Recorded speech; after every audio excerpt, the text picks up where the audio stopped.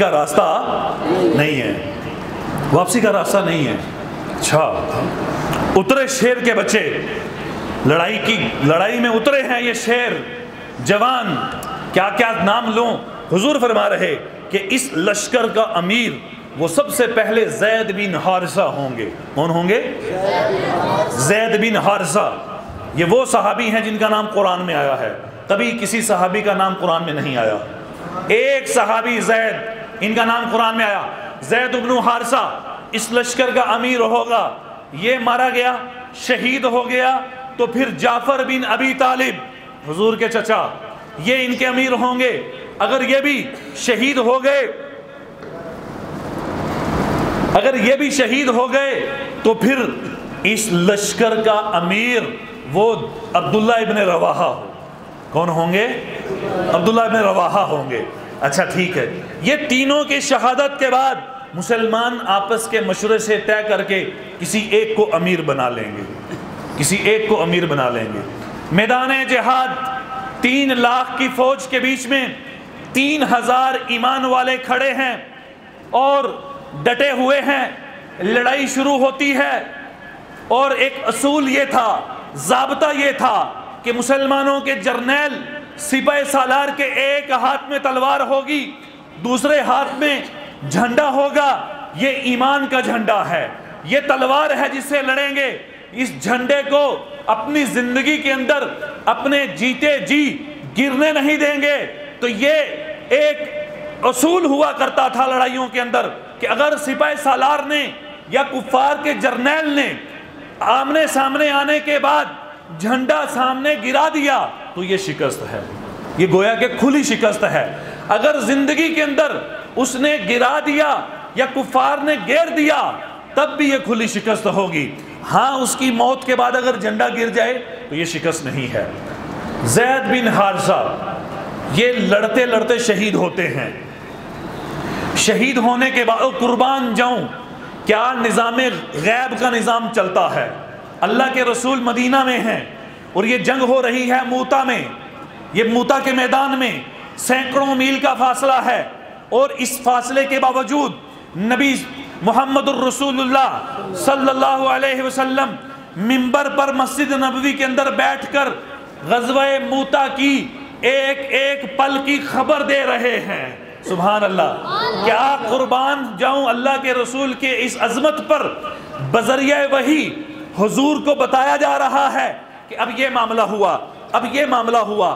وحی کے بعد جب بتایا جانے لگا تو عبداللہ ابن رواحہ کی خبر دی، سب سے پہلے زید بن حارثہ کی خبر دی۔ حضور نے فرمایا کہ زید بن حارثہ شہید ہو گئے۔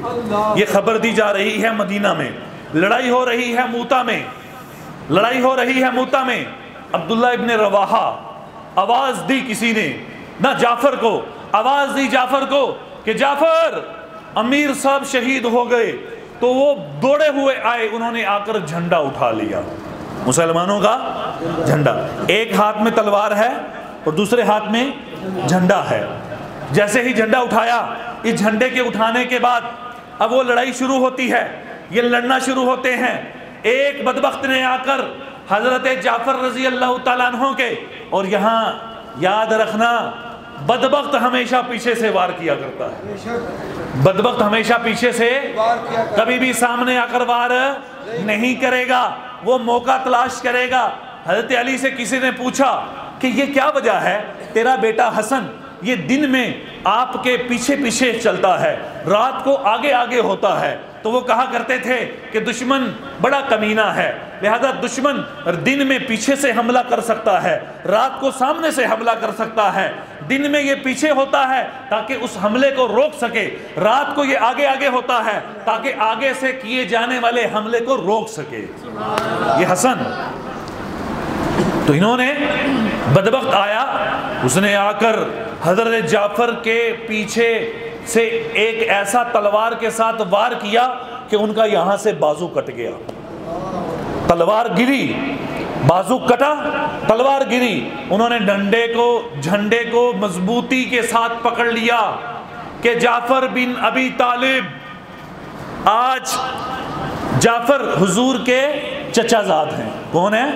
چچا زاد، کہ آج جعفر بن ابی طالب ان کا بازو کٹا ہے، تلوار گر چکی ہے، لیکن ان کی یہ بازو کے اندر طاقت ہے جس سے انہوں نے جھنڈے کو مضبوطی کے ساتھ پکڑا ہوا ہے۔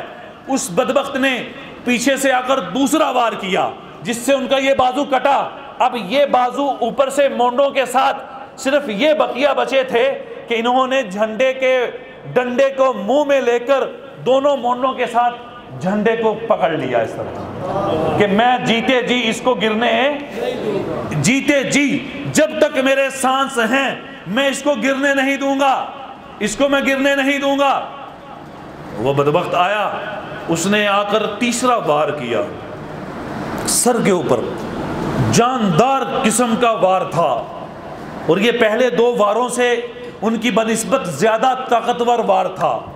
تو تیسرا وار اس نے سر کے اوپر تلوار رکھ کر زور دیا تو جعفر بن ابی طالب کے دو ٹکڑے ہو گئے۔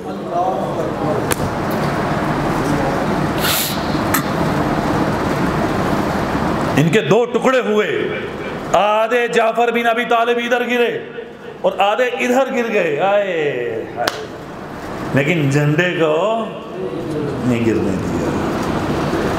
صحابہ فرماتے ہیں کہ ہم نے مسلمانوں کی لاشوں کو اکٹھا کیا، جب ہم اکٹھا کر رہے تھے تو ہم نے جعفر کی لاش کو دیکھا تو ان کے جسم کے اگلے حصے میں، ان کے جسم کے اگلے حصے میں 90 زخم تھے، 90۔ پیچھے کتنے ہوں گے؟ صرف اگلے حصے میں 90 زخم کھانے کے باوجود حضرت جعفر رضی اللہ تعالیٰ عنہ شہید ہونے تک لڑتے رہے، جھنڈا گرنے نہیں دیا۔